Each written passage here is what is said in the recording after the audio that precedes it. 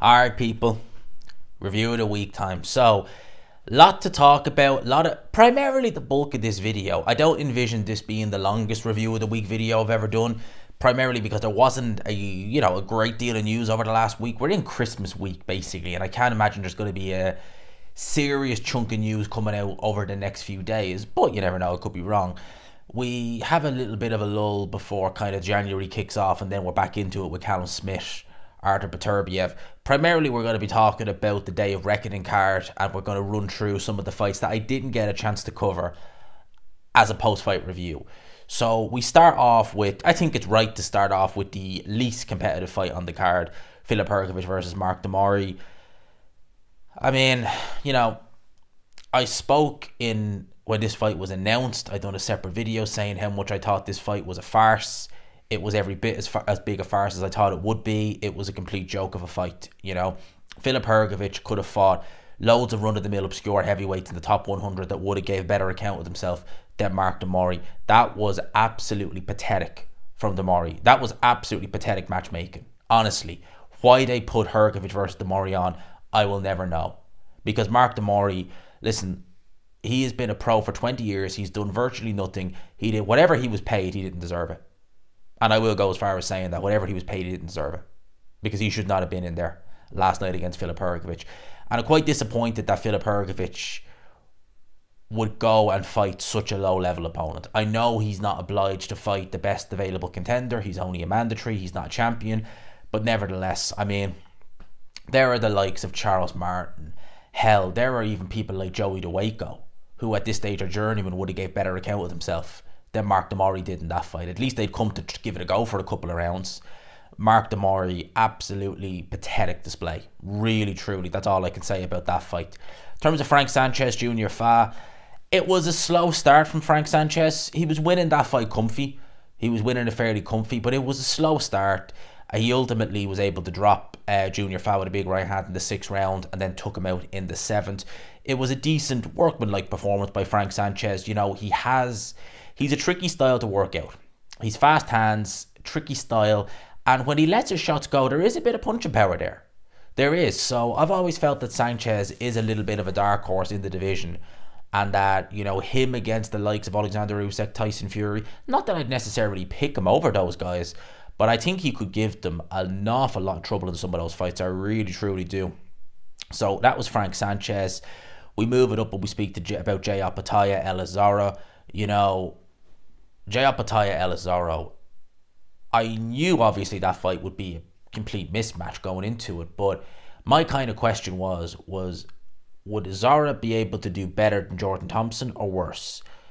With Thompson, there was not really knowing much about him. With Zara, we'd seen him on a couple of Queensberry shows. I hadn't been particularly impressed with him personally, so I thought, okay, he might go a bit further than Jordan Thompson. He might not. He didn't. He did give a good go of it in the 1st round, to be fair, but ultimately he was taken out in devastating fashion by Jay Opetaia, and that really was a peach of a shot he hit him with. He was absolutely gone before he hit the canvas. There was no chance in hell of him ever beating that count.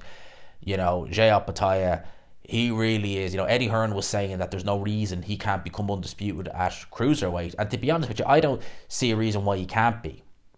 The cruiserweight division now is not as competitive as it was when Alexander Usyk cleaned up. That was impressive. You had the Gassievs, the Briadises. I know he didn't fight Uriel Dorticos, but Dorticos was knocking around. You also had at least at that time, he was in his prime, Krzysztof Glowacki. And that was a real impressive win when Alexander Usyk beat him, because at the time he was undefeated, coming off the back of a good win over Marco Huck and Steve Cunningham. So, you had a much tougher, I'm pretty sure there was other guys knocking around. Yeah, you had Tony Bellew kind of as well at the time. So that was a tough division at that time. When you look at it now, you've got the likes of Gulamarian. Obviously the IBF is now vacant, because that was a silly idea why the IBF ever stripped, or they didn't strip him, he vacated Jay Opetaia, but the fact he even had to do that was silly. But you have Gulamarian, you have Chris Billum-Smith. Based upon that last performance Chris Billum-Smith put in against Mastanek, he would have been he would have probably went a bit longer than Elizardo, but he would have been dealt with pretty easily. I suspect Richard Riakporhe as well would have been dealt with. You've also that Noah Glover guy, who's the WBC champion. So at the surface level of cruiserweight, it's not exactly stacked. So Jayal Pataya to be undisputed, I wouldn't put money on. I wouldn't put money against it. I think that he is quite a bit away the best cruiserweight in the world right now, regardless whether he has the IBF title or not. Now this one surprised me. Makhmudov versus Kabayel. You know, going into that fight, I was thinking Makhmudov only just fought a couple of weeks ago. He got a first round stoppage. He'll be in camp. He'll go in there, be a bit negative, probably Ajay Kabayel, but ultimately he'll get taken out. Boy, was I wrong. You know, Makhmudov, after about a round, looked like he was done. Looked like he was gassed after about a round in there. It was really quite strange to see how fast he just fell apart in there. And yeah, you know, Kabayel was moving. He was landing some body shots as well. But Makhmudov just fell away really quick. Like, I was looking at that thinking, what just happened there? He just fell away like that. For Kabayel, you know, he'd been in the wilderness since that Chisora fight. He really had. With that win, I mean, he's lit a fire under himself. I mean, Makhmudov was, I think, number 3 or 4 by the WBC. So you would imagine that's going to give Kabayel a nice high ranking with the WBC as well. So he's in a good position. He really is. It really surprised me, that result. It really genuinely did. Dimitri Bivol, yeah, Clockman-like performance against Lyndon Arthur. He was able to drop Lyndon Arthur in the 11th round. Just wasn't able to get the stoppage, wasn't able to finish him. There was a few times in the last round people were saying the watch along, maybe the referee should have stopped it. If the shots aren't landing and they're being blocked, and also the fighter's not taking a shellacking, there's no real reason why the referee should really jump in and stop it. The fighter's not really under any risk. So yeah, he's not really taking shots, but he's just not able to fight back. But he's blocking the shots, they're not getting through. He's not taking a Hail Mary beating. So the referee let it carry on. Bivol was able to see it out. And once he did that attack at the start of the 12th round, he just kind of resigned himself to, okay, it's going to points. And that was that. It was a workman-like performance from Dimitri Bivol. You know, Lyndon Arthur, out of Bivol versus Yard, who did better in beating Lyndon Arthur. Anthony Yard, no questions. He was able to just clinically take him out. But Dimitri Bivol is not that type of fighter. He will just go in there and outbox you over the 12-round distance. Now, Daniel Dubois getting the win over Jarrell Miller. Excellent performance from Daniel Dubois. Really, really happy with what I seen in there. You know, came through a little bit of adversity in that fight, but came through with flying colours and was ultimately able to take Miller out in the 10th round. A guy who at one stage had the stamina to go 12 rounds and keep throwing punches. When he's clean, we see what we have. We have a guy who does take a good shot. He still takes a decent shot, is strong, but he can't keep any kind of work rate going for a couple of rounds. And after a few rounds, he's done. He's knackered. And he resorts to throwing single shots. So he was a guy who seriously, maybe that's why he kept doing it, because he knew how badly affected he was not being on the stuff. Daniel Dubois, I mean, with that win, you know, his career, it's like a rebirth of his career. Only 26 years old, still has plenty of time to learn new things and, you know, really kind of find himself again as a fighter. But I think off the back of that win, you know, he could be going places. God only knows. 2 fights that spring to mind for, as I said in the video already, Dylan White, see what his situation is with UCAD, and also Joe Joyce. The Joe Joyce rematch for me just makes the most sense. It just makes the most sense because what the hell is Joe Joyce going to do at this stage in his career? It's probably a decent fight for both guys at this point, because if Joe Joyce wins, he could say he's back in the title hunt. Daniel Dubois can exercise those demons from the first fight. It would be, I wouldn't say you'd get it on pay-per-view, but you could certainly do it on, you know, no one would even complain, main event on TNT. That would be absolutely no problem. In my opinion, you could probably do it at the OVO or even at the O2 Arena. So Daniel Dubois versus Joe Joyce 2, I'd say that's what Frank Warren is looking at. In terms of the 2 main events, Deontay Wilder taking an L against Joseph Parker. Like I said it once, I'll say it again. That's the worst I've ever seen Deontay Wilder. I've never seen him so lax in there. I've never seen his timing so off. He looked absolutely shocking in there. He really did. When he was letting the right hand go, he wasn't just missing. He was missing by an absolute chasm. You know, it wasn't like Joseph Parker was Pernell Whitaker and just moving just at the right time with the shot. These were going way away from the target, these shots.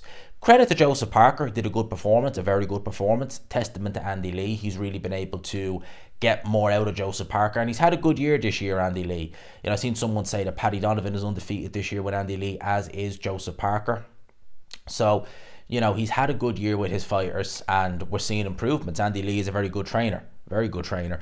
So it's going to be interesting to see what Parker does going into 2024. As for Deontay Wilder, you know, I'd say stick a fork in him after that fight. And you know something?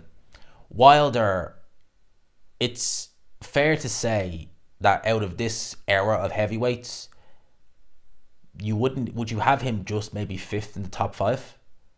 Seriously, you know, Fury, Usyk, whatever order you want, Joshua, Parker, because Parker has wins over Andy Ruiz and Deontay Wilder, and then you could probably chuck Deontay Wilder in as the 5th best. Seriously, I don't think that's harsh. Some people are going to say, oh, that's a bit... No, it's not really.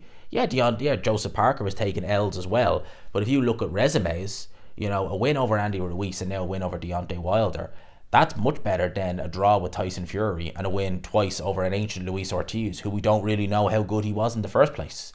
So, you know, Deontay Wilder, I mean, really, that's a tough loss to come back from. I don't think he will, personally.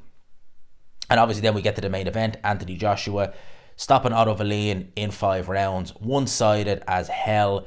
Anthony Joshua, pretty damn easy. You know, pretty damn easy fight for Anthony Joshua, in all honesty. It really, truly was. You know, I thought that Otto Wallin would be a little bit more game. I did feel as though it had the potential to be a blowout win for Joshua, but I just thought that Otto Wallin would be able to survive, go a little bit negative, ultimately tire down the stretch and get taken out. But God, Anthony Joshua just put a beating. You could see it in the fight. He couldn't get by the reach. He wasn't really sitting on any of his shots, was Otto Wallin, so nothing was troubling Joshua.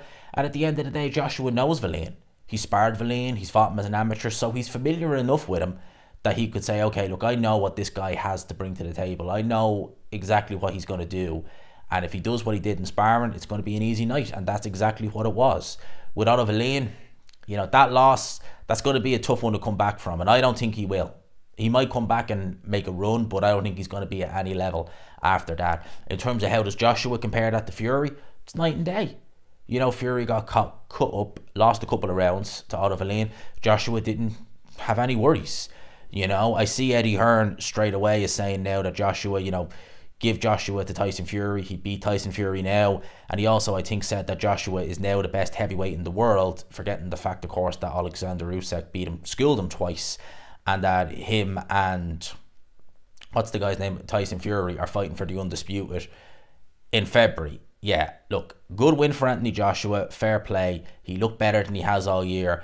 But let's not jump the gun and say, like, he's 100% back now. We still need to see what he's going to look like next year.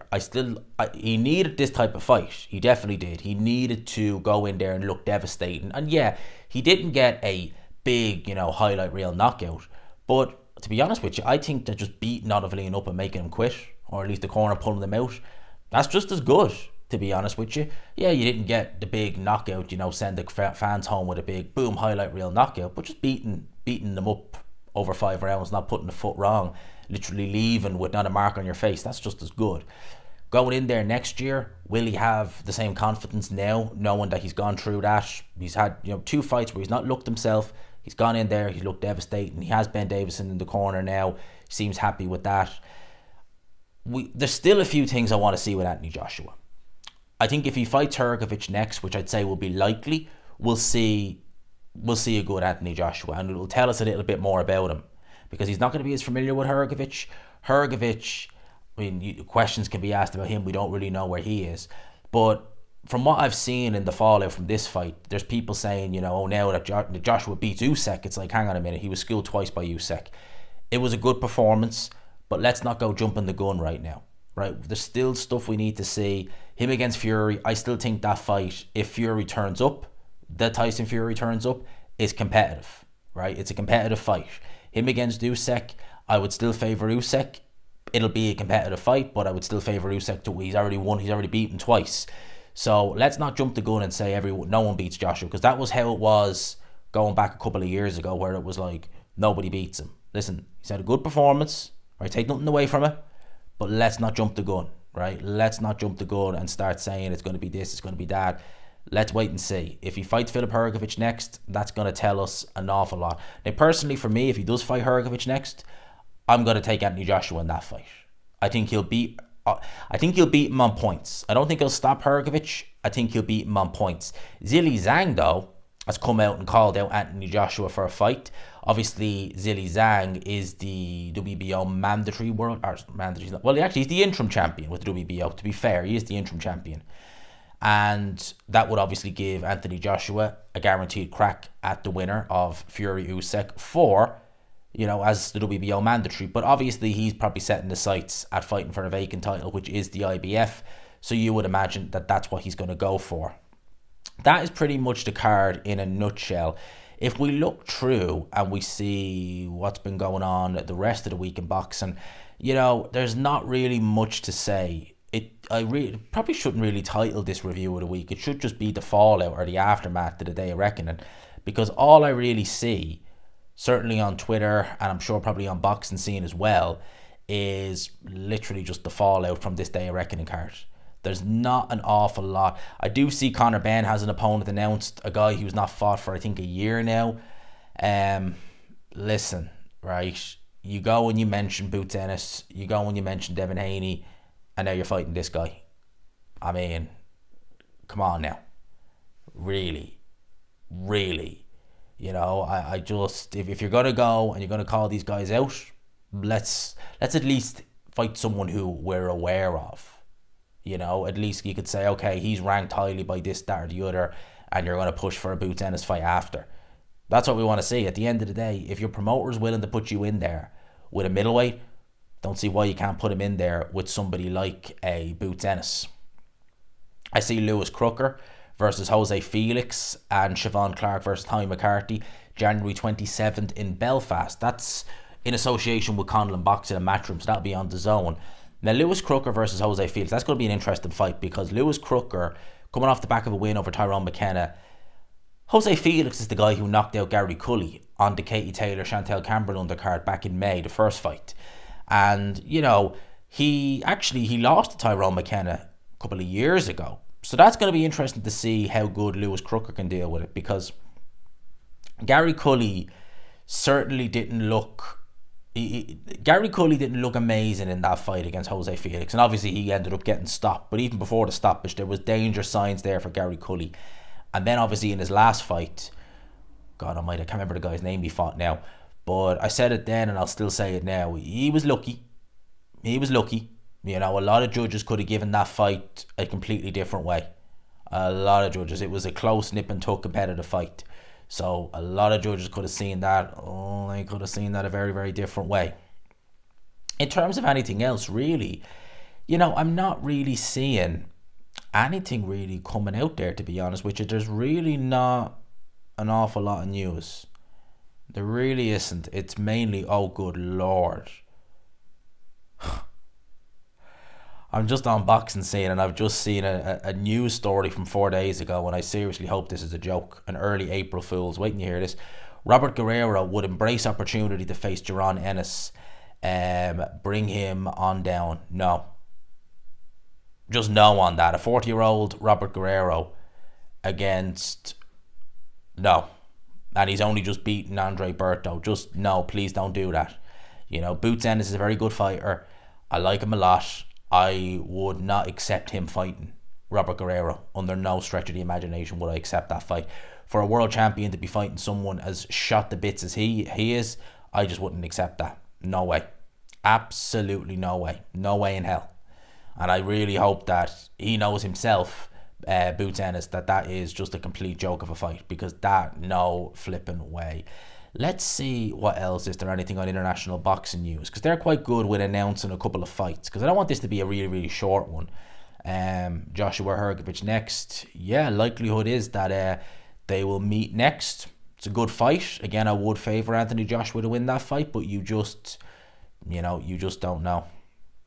You just don't know. Let's see what else there is. Apparently a third offer has gone through to Josh Taylor. Eddie Hearn has revealed discussions have continued with Top Rank about a possible fight with Josh Taylor and Jack Catterall.